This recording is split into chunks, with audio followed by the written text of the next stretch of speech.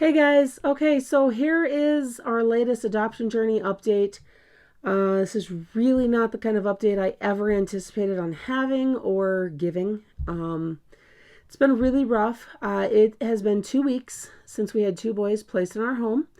And for anybody who is either not familiar or doesn't remember, we've been working for 2.5 years to adopt out of the foster care system. Now, guys, I'm also going to go ahead and I'm going to apologize for my throat, for my voice, because emotions will do that to you. Anyhow, 2.5 years we've been working to adopt from the foster care system, primarily older child. Guys, that doesn't necessarily mean a teenager. Our original focus was 4 years and up.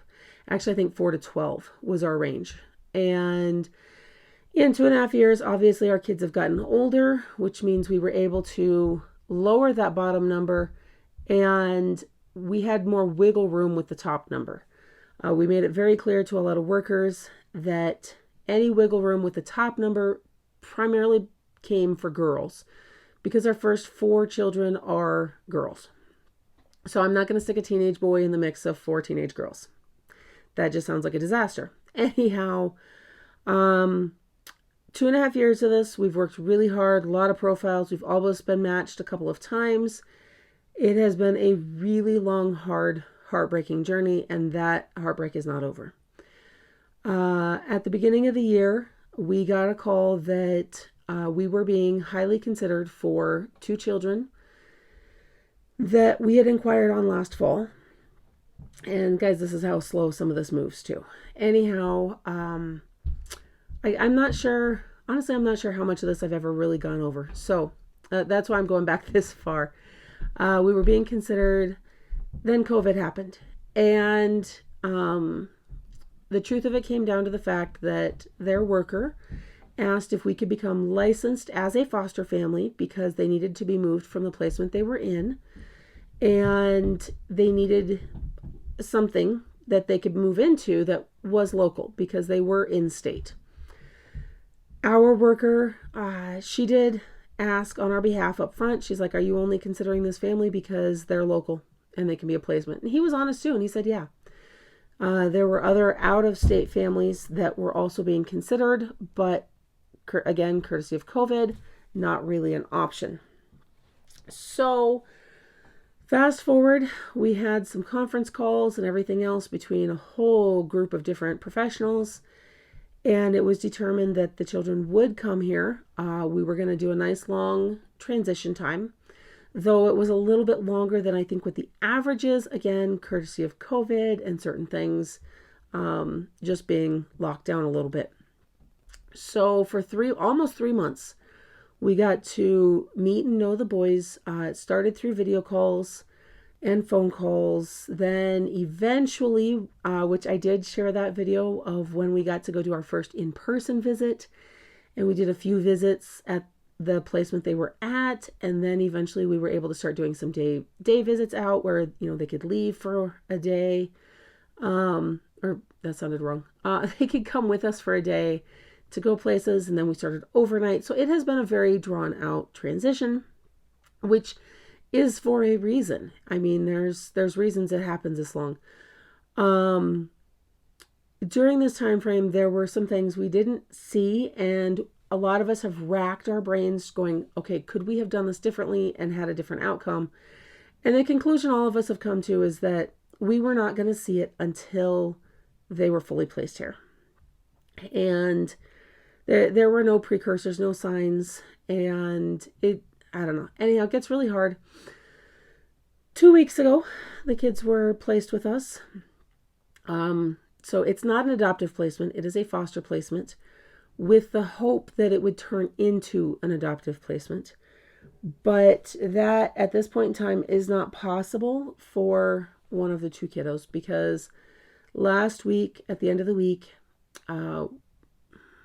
I got to think how to say things and what I can say because I have to protect both kiddos' privacy and as well as the other kids in the house while still sharing what all is going on. Because guys, this is real life.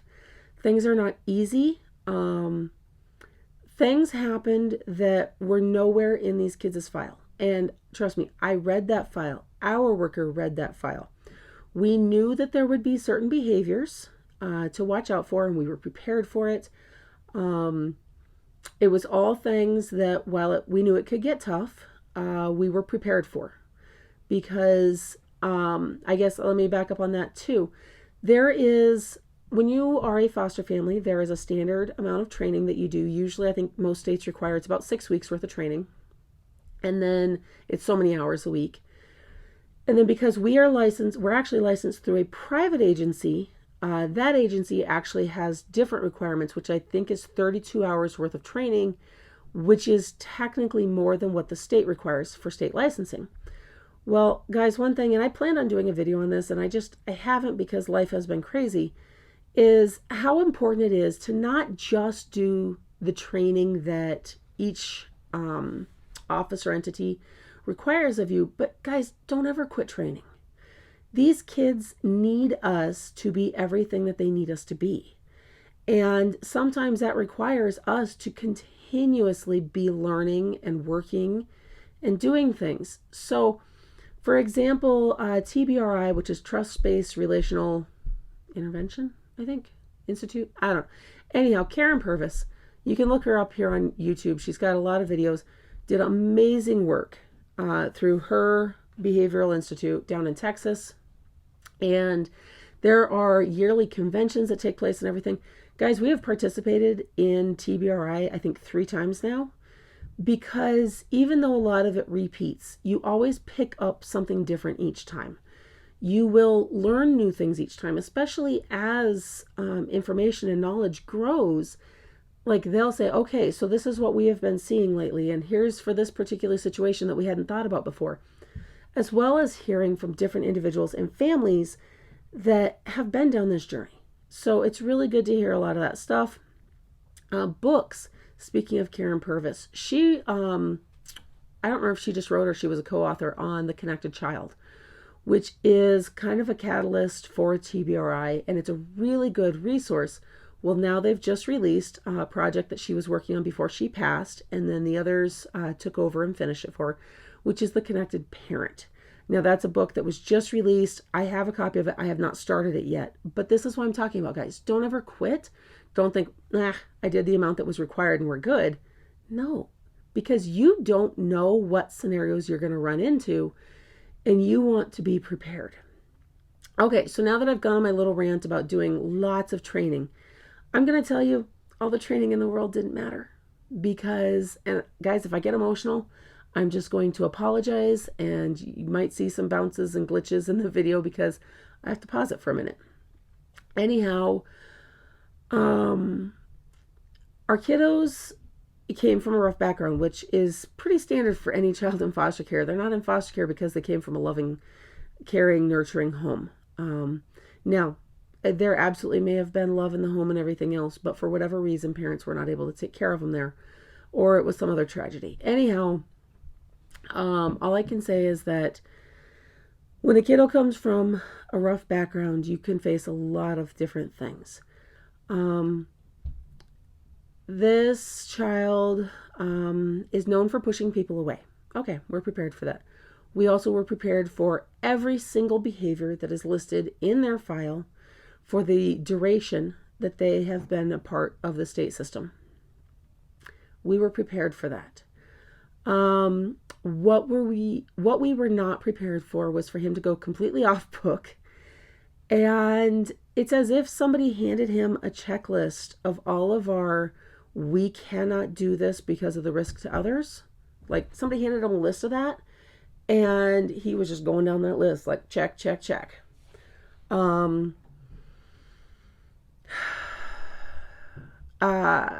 trying to think what I can say to keep everyone, privacy and everything. And because this is affecting one of the other children in the home, again, trying to be careful.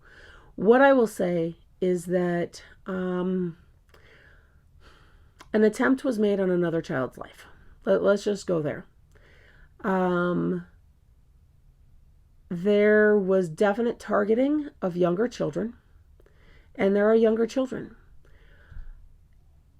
This child didn't just go after the younger children, though. He went after the biggest of the younger children that was most evenly matched. And that child told me afterwards he believes if he hadn't been able to fight back, I wouldn't have heard his muffled screams. So,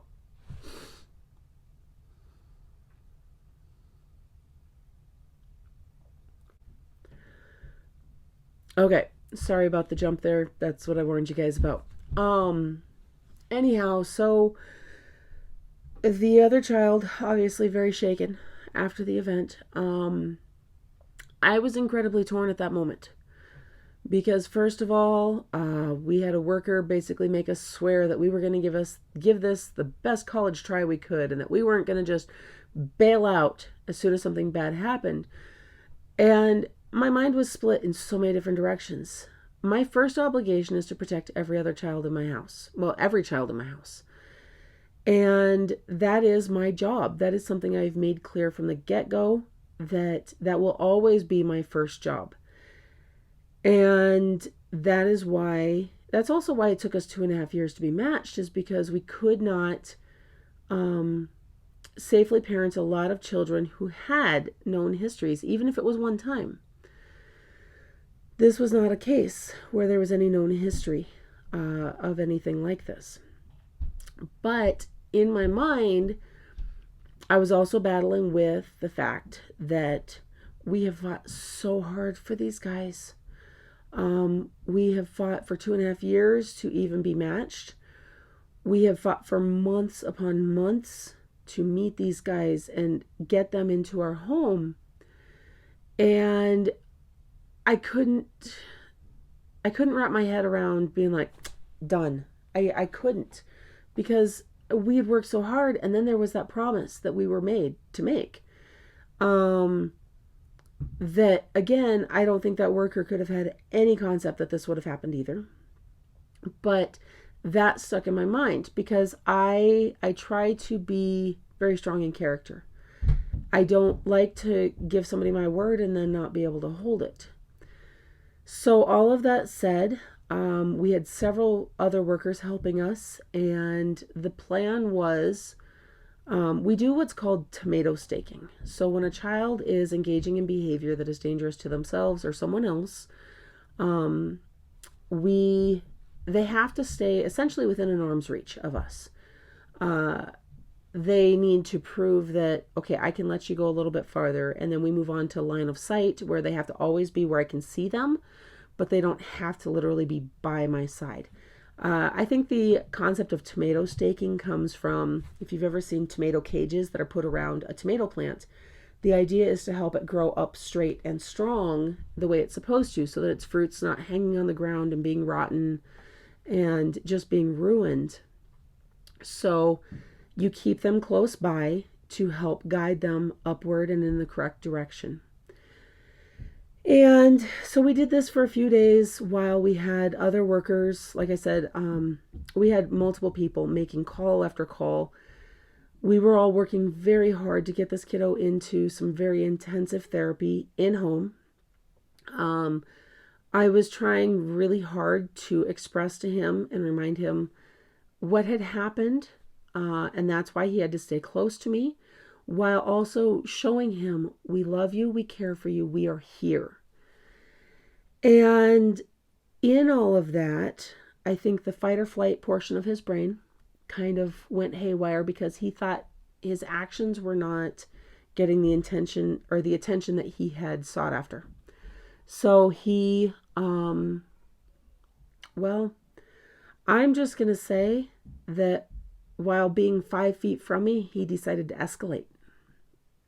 And like I said, it's as if he had a checklist of everything that we had said, we cannot do this because it could put other kids at risk.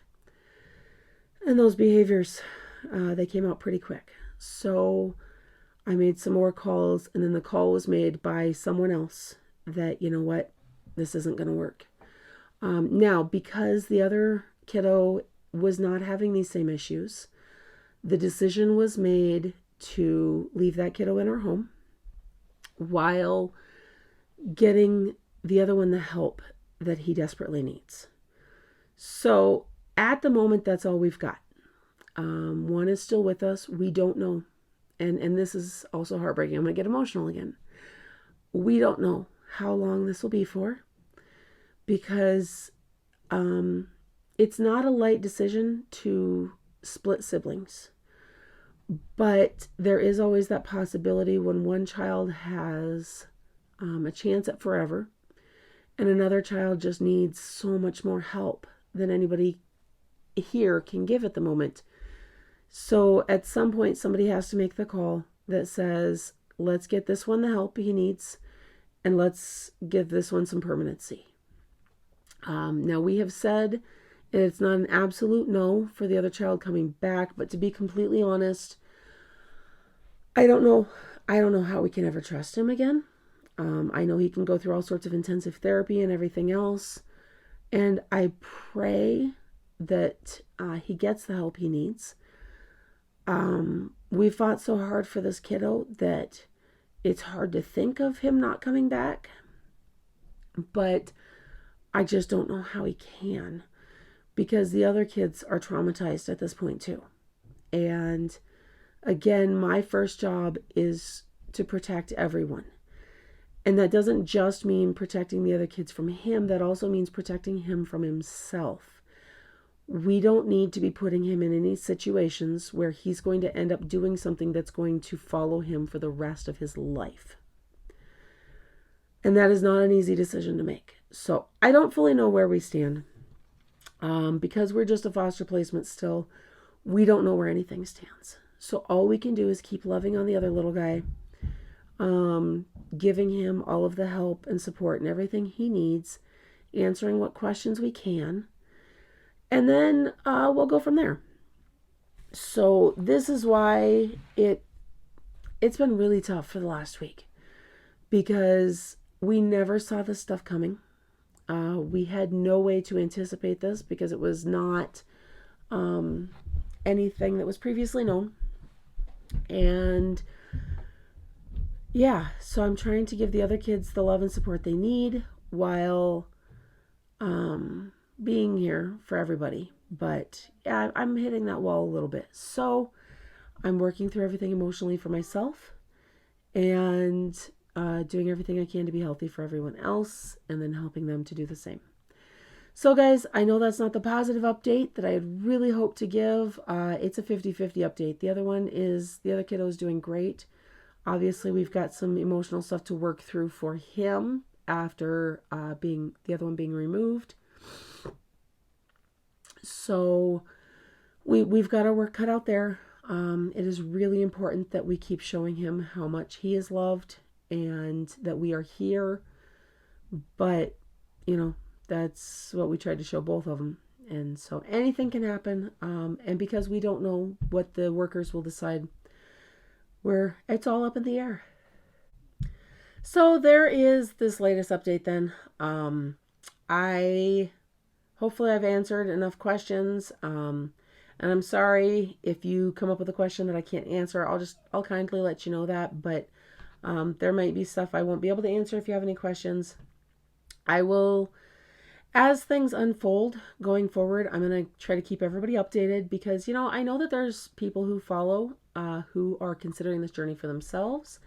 I've seen that in the comments, and I love that people are trying to gather information for themselves. And Han, I'm sorry, I can't remember your name, but I know you had said you and your husband, there's one comment in specific that you said you and your husband were considering this journey, and so you appreciate following this. I am going to say I did get a new microphone. Hopefully you'll comment below and let me know if the sound is better. I do think in that one video it was also road noise from the van, but I'm not fully sure. So anyhow, there is that, and I know that a lot of people who know us in general too are trying to keep updated and see what else is going on in our lives, because it has been a really crazy journey. So anyhow, there is, I think I've said this like 3 times now. I'm kind of wiped at the moment, so I hope you guys are having a blessed day. Don't forget to like this video, even though this isn't exactly a happy thing that you necessarily want to like, but that like shows us the support and says, hey, I've watched this, we feel for you, or any other opinions. And yeah, don't forget to, after you like the video, subscribe to my channel and hit that notification bell so you don't miss all of the other updates that will be coming up, and plus my regular stuff that I'm going to still try to do. Emotions or not, I'm lagging behind, and this is part of what I need to get back in check for myself, because I need that routine and consistency. So I will see you guys, though, in the next one.